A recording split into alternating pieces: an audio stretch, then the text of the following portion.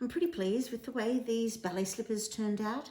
I'm going to show you how I drew it and expanded the photo a little bit, transferred it to tracing paper, how I transferred it onto the watercolor paper. And in fact, you can see little remnants here, little tiny bits of pastel. I used an orange pastel to transfer the design down, and I don't mind those little bits of pastel being left there at all, but that's part of the transfer method. And then I outlined with watercolor markers and then finally put in a watercolor background. So I'm going to share that method with you.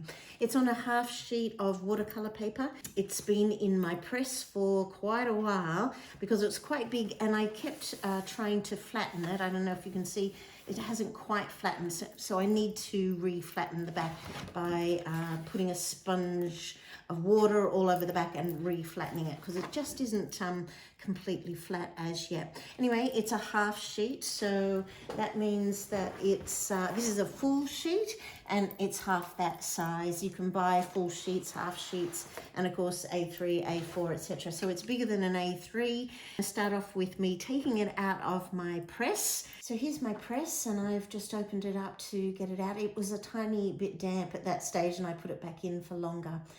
I have a reference photo, you can see it on the left, but I wanted it a bit larger, so I drew it onto a piece of tracing paper. Then what you do is you turn the tracing paper over, get a piece of pastel, and just completely cover it really lightly. It's so easy to do with the chalk pastel. And then turn the image back over onto the watercolor paper. I'm just going round with a pencil now, and it's a black pencil, so that way I can see where I have and haven't transferred my design. And as you go, it's so worth picking it up to have a check that your design has transferred before you remove all the paper. So I'm using these Faber-Castell watercolor markers, and I just go around lots of the lines. I start with the fat end of these watercolor markers because I like to vary the line a bit, so that's why I'm sort of stopping and starting and making decisions about sometimes you can switch to the other end of the watercolor marker. It's got a finer tip and a fatter tip. So there I am swapping ends and going, okay, go to the finer end, and I go around the rest of the ballet slippers with the thin end, the thin tip. It just adds a nice variation to your line. Okay, I'm getting ready to paint the background to the ballet slippers. I'm going with pink and green, and if you put them together you get this really beautiful greyish purple. So I didn't go with the pink, the expected colour of the ballet slippers. I went with a colour that I'm in love with. So now as I'm painting the inside of the ballet slipper, little parts of the watercolour marker are releasing, and I just love that blurry look. I'm adding again to the beautiful interest in the line work. So I've got blurry edges on the inside of the ballet slippers, and on the outside I've kept the watercolor marker line as pure. I'm continuing now to go inside the ballet slipper, and I wanted it to look a little bit like a shadow, so I went for a blue. And then as I come down, I could go around the bow, but I find that way finicky, and I wanted a smooth wash inside that ballet slipper. And so I just went over the bow. It's the sort of thing that later on you can easily adjust, but you can in fact see on the final result that I didn't. I actually liked the idea that the little loop of the ballet slipper elastic was left lovely and soft. Again, it's adding interest to the line work. I'm coming now into the second ballet slipper that's sitting behind, and firstly I have done the inside, that is the side of the ballet slipper, and then I'm doing the sole. And again, I did it with a bit of blue, and I added water and gently smoothed it out so that it had a little highlight inside. This is an enormous flat brush that I have that I used for a long while just for water. Absolutely brilliant. But I did find that flat brush, I kind of stopped using it a bit because the bristles are a little harder than I wanted for the watercolor paper. But on this, it worked brilliantly because it is capable of holding all that water. So as I run the brush down the outside of the ballet slipper, it picks up the little bit of the watercolor marker, and then I'm getting that lovely soft line as the watercolor marker bleeds into the water. So this is the orangey kind of color. It looks orangey, but it actually was kind of a bit grayer when I mixed it up. And there I am going over the other side, and again releasing tiny little bits of the watercolor marker. Too much water at the bottom, so I'm just mopping that off. I didn't tape this paper down. I intended not to go to the edges, so that's why I haven't bothered to tape it down.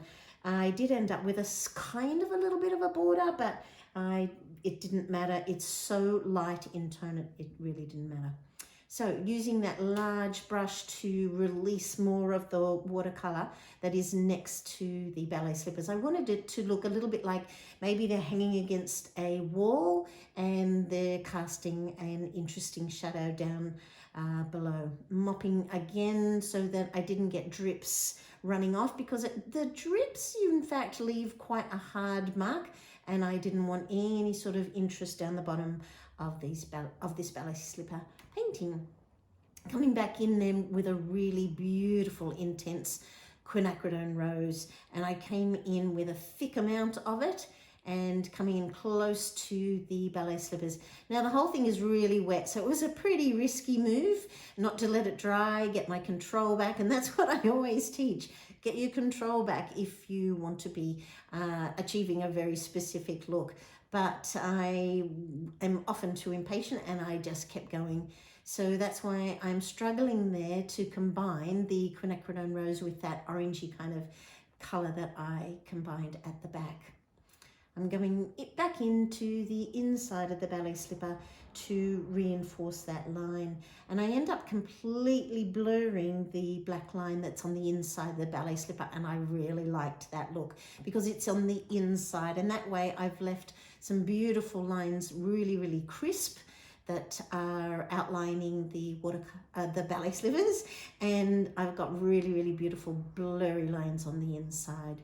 This is my heat tool that I love to use. You can see how buckled the paper is getting now. It's purely a result of all that watercolor. And that's why I began the video with where I was taking my painting out of my enormous press because it really needed a lot of painting. I finished it off with my signature. I always use a color that I've used in the painting, dirty water, clean water. I always work with dirty water, clean water in case you need access to the clean water at any time. There I am putting it into the press, and I did allow the surface to dry temporarily, but I do like to get it into the press as soon as possible. So because it's quite wet, I've got a print that's on that beautiful absorbent Hanamola paper, and I placed it on top. I can now release it. I've got these enormous clips that I put onto the press, and that way I can see whether I can really tighten up the press. And there it is, all finished, and that's me taking it out a week later, and it's pretty flat, but I found, because I left it out in the air, that it buckled a little bit. If you'd like to know how to flatten your watercolour paintings, I'll put a link at the end to the method that I use that works really well for me every time. Thanks for watching, and I hope I've inspired you to go and create something for yourself. Makes you feel great. See you next time. Bye.